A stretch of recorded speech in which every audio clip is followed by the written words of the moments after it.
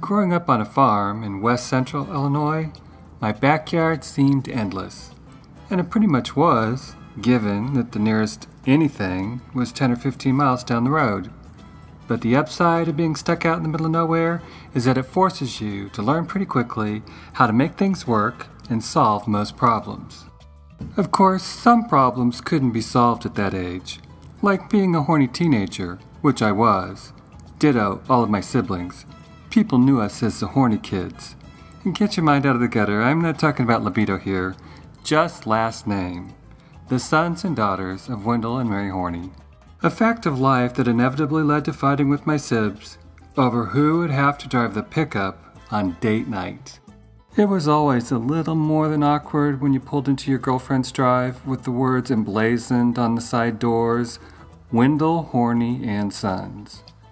By the time high school had ended, I was more than ready to escape small-town life and see what college had to offer. Along the way, I discovered I had a real talent for design and an interest in advertising, and I found myself filled with dreams of doing the sort of work that defined the golden age of advertising creativity.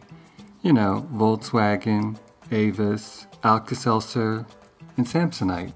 Soon after college, I met my wife, an aspiring broadcast producer, and we made our way to Chicago, where I found a series of jobs at ad agencies.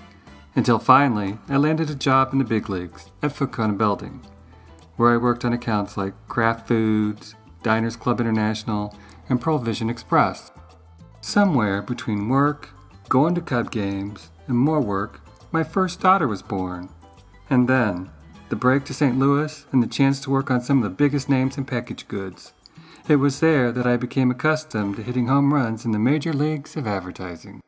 Until one day, in 1994, soon after my second daughter was born, I saw some damn help wanted ad in Adweek, written by some creative director out of New York who had moved to Tulsa, Oklahoma, with the goal of making it the next Minneapolis, and was looking for a right-hand man with some serious proven art talent and a burning desire to do the sort of work that shows up in CA annuals every year. Which, from where I sat, pretty much described me.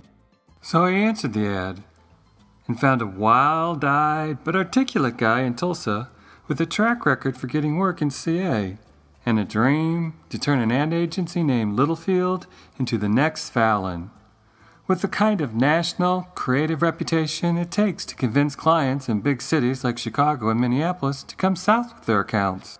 Well, I jumped at the chance to do really great work and build a really great shop. The hard part was convincing my reluctant wife that living in a town where the biggest attraction is a giant pair of praying hands could still be fulfilling. Well, we were pulling it off, dominating the local creative award shows, pulling in Chicago clients like WGN, and going up against Chicago agencies like J. Walter Thompson, and Dallas shops like the Richards Group for internationally known clients like Learjet and La Quinta. And my son was born. It all would have been perfect, but there was my wife. You see, she was trying to pursue a career as a producer in broadcasting, where moving up meant moving to bigger markets. She hated Tulsa, and saw her career as a broadcast producer going down the tubes in even more obscure markets, even as mine was going up.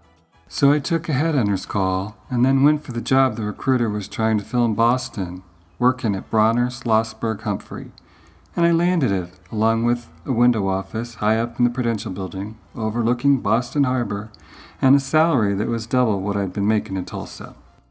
Thought it would be the ideal place for my wife to put her career on track, without derailing mine, but it turned out to be an express bus to Splitsville, because 3 months after I moved up to Boston to start work and prepare on that end to move the rest of the family, the day before we were supposed to close on a house in Boston, my wife called me, up in Boston, to say she had decided what she really wants are 3 things.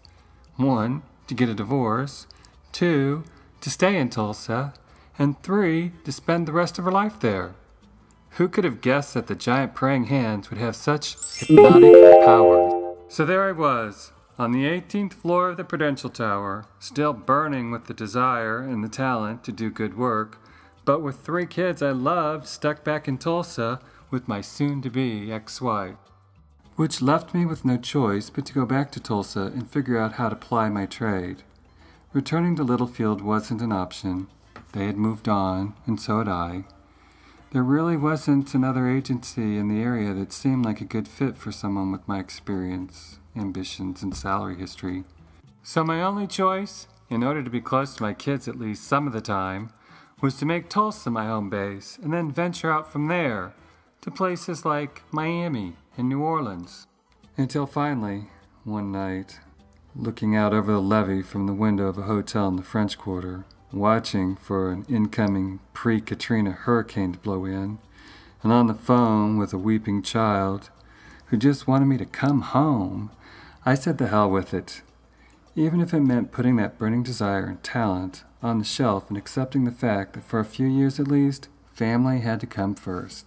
Even if it meant living a block away from a Bible college that looked like it was the set from the Jetsons movie, and every morning driving by a 40-foot tall statue of a 1940s-era oil worker that looked suspiciously like it had been made out of papier-mâché by elementary school students. Even if it meant the only way I could make a living was by actually teaching to those same students. Which brings us to today. After 9 years of teaching, all the way up to the college level, my kids are, if not grown, then certainly far enough along that most species would have pinched them from the nest years ago, and I'm ready to pick up where I left off, doing great work, in any media. Ready to do a car commercial as memorable as Burn Box. What kind of car does the snowplow driver drive to the snowplow? Or a print ad as memorable as Ogilvy's. At 60 miles an hour, the loudest noise in this new Rolls-Royce comes from the electric clock. Or something in a media that Bill and David never even imagined.